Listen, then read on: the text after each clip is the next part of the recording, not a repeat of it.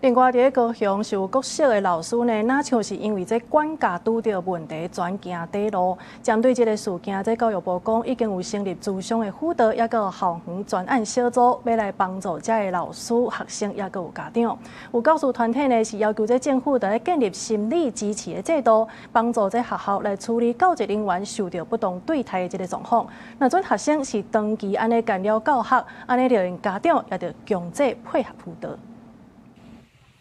高雄一個資深老師2個月時在校內行底路，那親像是在管教學生甲生活中拄到困境，詳細原因也當在釐清。另外有教師團體召開記者會，指出現代社會因為家長工課無閒，致使家庭教育失功能的狀況變嚴重，加上即賣家長自主環境強勢，嘛造成過度插手班級經營，致使真濟老師想要管教學生，煞驚紅豆素真失志。無力管教其實也是一個很重大的國安問題，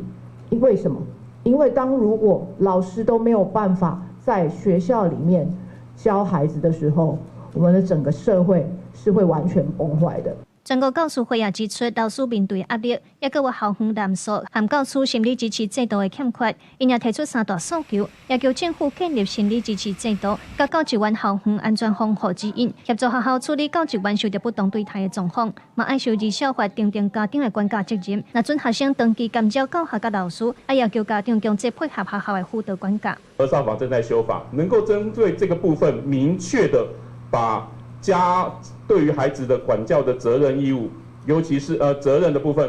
屬於政府、學校跟家長要共同能夠去協力的那個